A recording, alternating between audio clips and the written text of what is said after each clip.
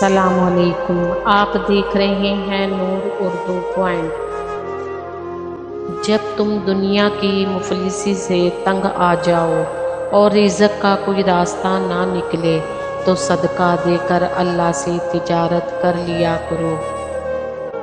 غیبت کرنے والے اگر توبہ کر لیں تو جنت میں داخل ہونے والے آخری شخص ہوگا، اور اگر توبہ نہ کرے تو دوزخ میں داخل ہونے والا پہلا شخص ہوگا۔ جھوٹ بول کر جیتنے سے اچھا ہے تم سچ بول کر ہار جاؤ۔ حلال و حرام کی وہ بات جو تم ایک سچ بولنے والے مومن سے وصول کرتے ہو پوری دنیا اور اس کی ثروتوں سے براتر و بالاتر ہے۔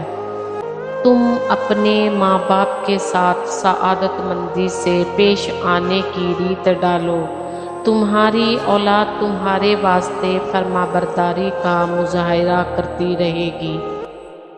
بے شک میرا رب وہ ہے جو مجھے آزماتا ہے، پھر سنبھال لیتا ہے، پھر آزماتا ہے اور پھر سنبھال لیتا ہے۔ دعاؤں کا رنگ نہیں ہوتا مگر جب یہ رنگ لاتی ہیں تو زندگی میں رنگ بھر جاتا ہے۔ کسی نے حضرت علی سے پوچھا کہ جب ہماری قسمت پہلے سے ہی لکھ دی جاتی ہے تو دعاؤں کا کیا فائدہ؟ تو فرمایا کہ ہو سکتا ہے کہ قسمت میں یہی لکھا ہو کہ مانگنے پر ملے گا۔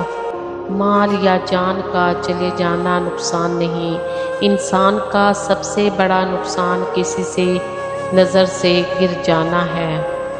یا اللہ مجھے ایسا نمازی بنا دے پھر نماز پڑھے بغیر میرا گزارا نہ ہو۔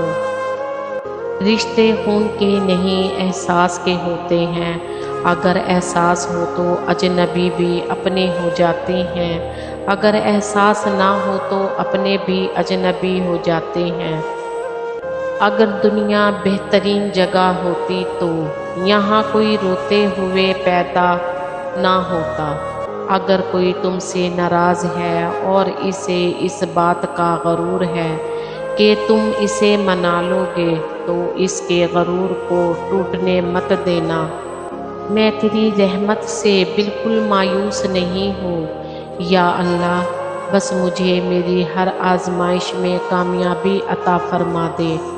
خدا اس پر قادر ہے کہ زمین و آسمان کو انڈے میں داخل کر دے، کیونکہ آنکھ کی پتلی انڈے سے بہت چھوٹی ہے مگر وہ زمین و آسمان کو دیکھ لیتی ہے۔ اللہ کے رسول صلی اللہ علیہ وسلم نے فرمایا جب شیطان کو جنت سے نکالا جا رہا تھا تو اس نے رب سے کہا میں تیرے بندوں کو اس وقت تک اللہ کے نزدیک کسی انسان کی عزت جتنی زیادہ ہوتی جاتی ہے اس کا امتحان بھی اس قدر سخت ہوتا جاتا ہے۔ 3 لوگوں سے زیادہ سوالات مت کریں، وہ مرد یا عورت جو